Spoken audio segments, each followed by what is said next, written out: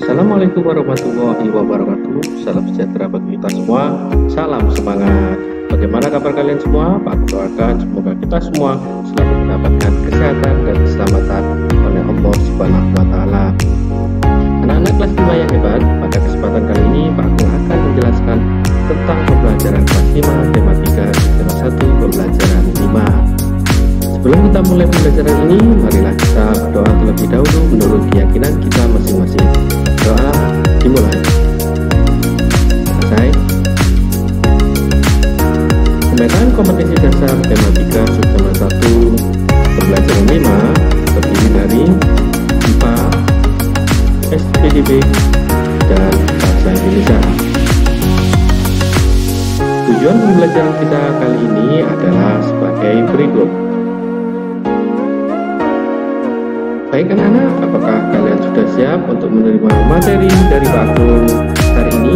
Jika kalian sudah siap, mari kita sama-sama menyaksikan tayangan berikut ini. Nah, ini ada bacaan anak-anak. Suatu pagi, Dayu mengeluh sakit perut saat ia sedang berbaris dan bersiap masuk ke kelas. Setelah dicari tahu, ternyata Dayu tidak sarapan. Malam sebelumnya ia juga terlambat makan malam. Akhirnya sakit mahnya pun kambuh. Banyak orang berpikir bahwa penyakit mah hanya bisa diderita oleh orang dewasa. Ternyata anak-anak pun bisa terkena mah. Apa penyebabnya? Apakah gejala mah yang dialami anak-anak sama dengan yang dialami orang dewasa? Pada anak-anak yang mudah memproduksi gas pada lambungnya memiliki pantangan makanan. Misalnya tidak boleh makan pedas dan asam. Mereka harus banyak makan sayur dan buah, serta tidak boleh terlalu banyak makan mie instan. Oleh sebab itu, anak-anak perlu terus diingatkan untuk selalu menjaga apa yang mereka makan. Fungsi alat pencernaan kita adalah untuk memproses pemecahan makanan menjadi sari-sari makanan sehingga dapat digunakan oleh tubuh. Untuk mencerna makanan diperlukan organ pencernaan. Bahan makanan yang kita makan tidak langsung diserap oleh sel-sel tubuh. Sebelum diserap, bahan makanan harus dicerna melalui proses pencernaan. Masih ingatkah kamu tentang pelajaran sistem pencernaan pada manusia?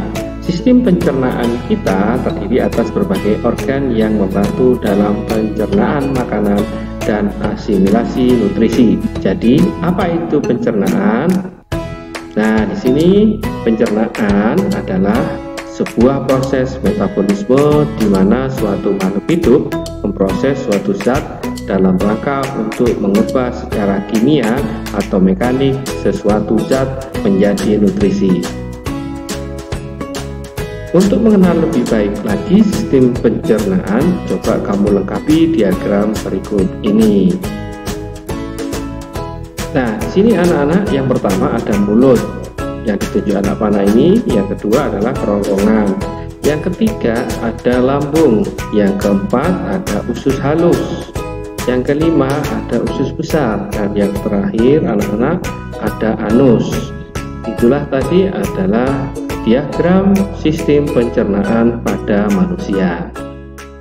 Baik anak-anak, untuk materi berikutnya yaitu kita mempelajari tentang organ pencernaan pada manusia. Yang pertama yaitu mulut. Nah, mulut adalah organ pencernaan yang pertama bertugas dalam proses pencernaan makanan. Fungsi utama mulut adalah untuk menghancurkan makanan sehingga ukurannya cukup lebih kecil untuk dapat ditelan ke dalam perut. Proses pencernaan dimulai sejak makanan masuk ke dalam mulut. Di dalam mulut terdapat alat-alat yang membantu dalam proses pencernaan. Bagian alat-alat pencernaan di mulut adalah gigi, lidah, dan kelenjar ludah atau air liur. Di dalam rongga mulut terjadi proses pencernaan makanan secara mekanik dan kimiawi. Nah, di sini ada beberapa organ mulut dan fungsinya. Yang pertama ada lidah. Lidah adalah sistem pencernaan berfungsi untuk membantu mengunyah dan menelan makanan menuju ke kerongkongan. mengatur posisi makanan agar dapat dikunyah oleh gigi dan membantu dalam menelan makanan. Lidah tersusun atas otot lurik yang permukaannya dilapisi epitelum dengan banyak mengandung kelenjar lendir atau makosa. Yang kedua yaitu gigi. Gigi berfungsi untuk menghaluskan makanan. Maka gigi dan lidah berfungsi sebagai pencernaan mekanik dalam mulut. Tulang gigi terbuat dari dentin yang tersusun dari kalsium karbonat.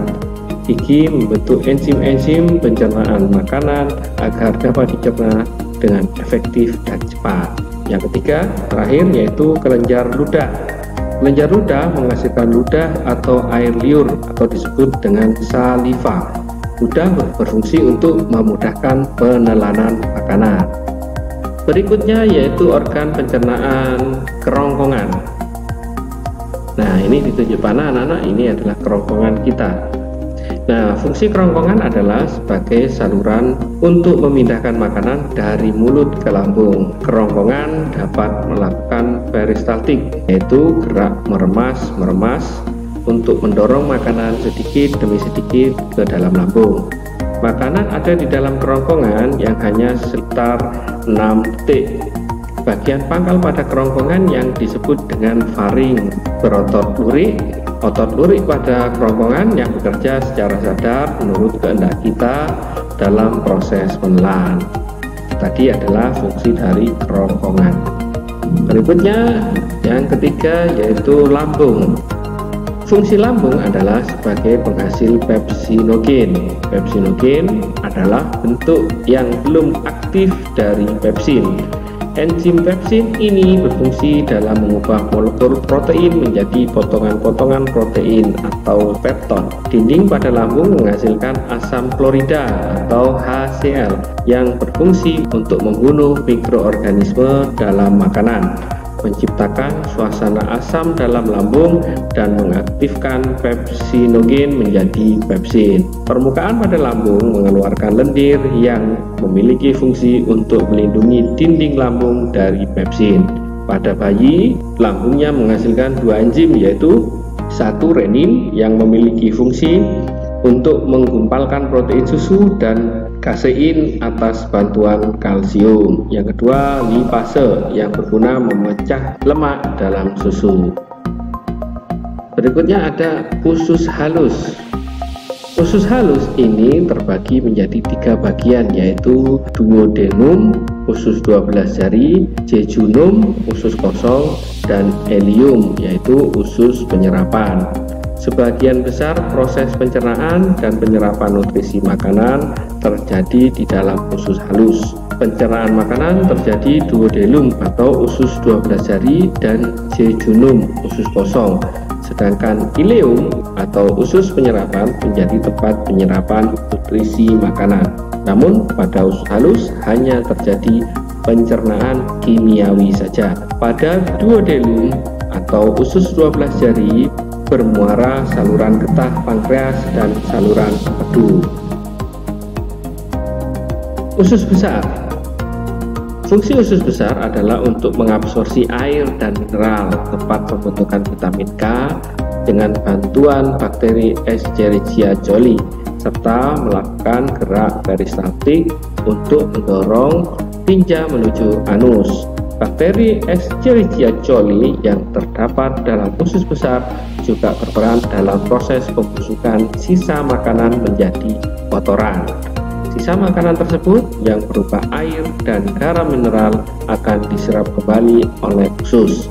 Setelah itu, sisa makanan yang tidak bisa diserap lagi atau sudah habis nutrisinya akan dikeluarkan dalam bentuk feses atau tinja. Berikutnya yang terakhir adalah anus anak-anak. Fungsi anus sebagai salah satu organ pencernaan yaitu untuk melakukan proses defekasi feses. Defekasi merupakan proses pembuangan kotoran sisa pencernaan dalam bentuk feses.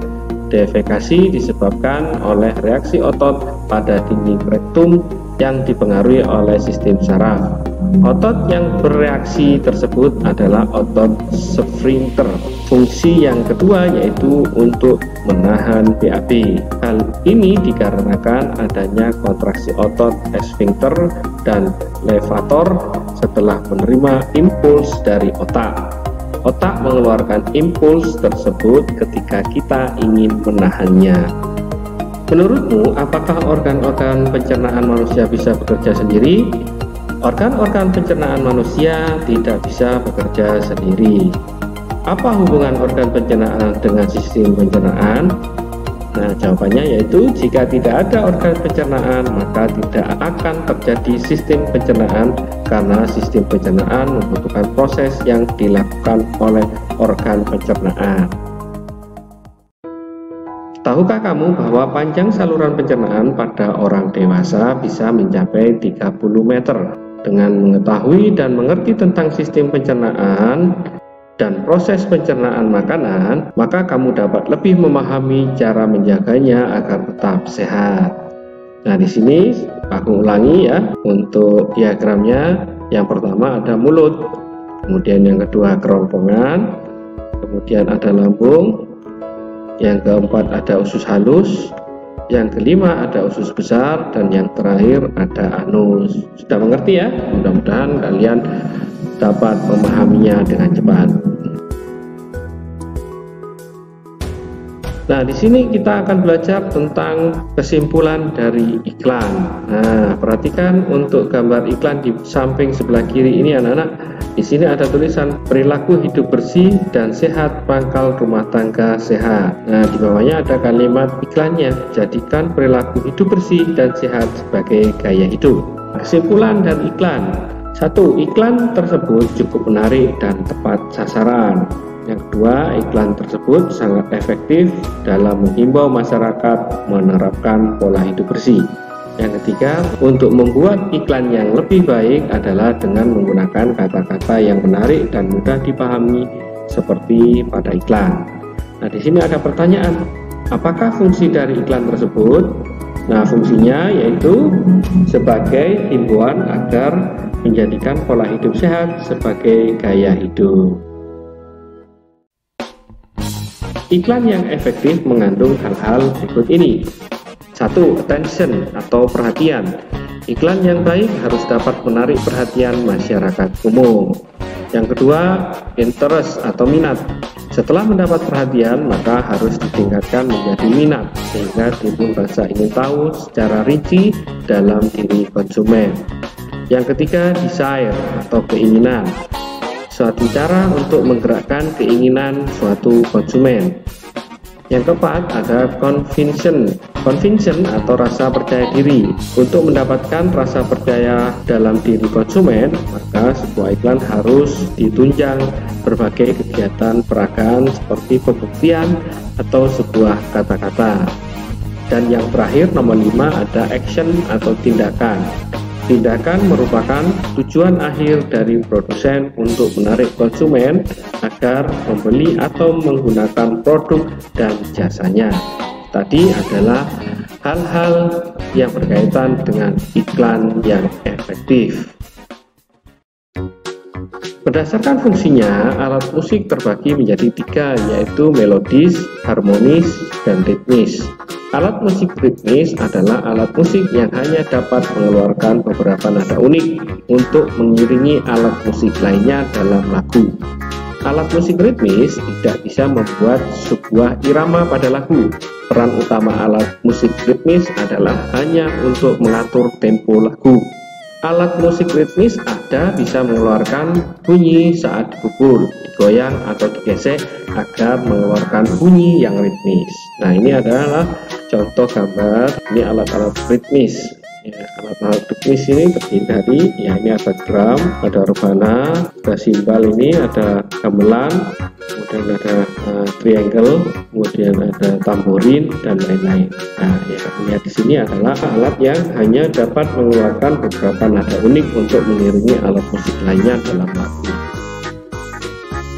Alat musik ritmis sederhana yang ada di sekitarmu. Yang pertama di sini ada tempat pensil, kemudian yang kedua di sini ada botol plastik, kemudian ada batu kerikil, kemudian ada pensil. Nah, itu tadi adalah alat musik ritmis sederhana yang ada di sekelilingmu. Masih banyak lagi alat ritmis lainnya yang bisa kamu gunakan, ya misalkan meja dan lain sebagainya. Nah, tugas kalian di rumah adalah sebagai berikut. Menurutmu apakah organ-organ pencernaan manusia bisa bekerja sendiri? Tadi sudah dibahas di awal materi.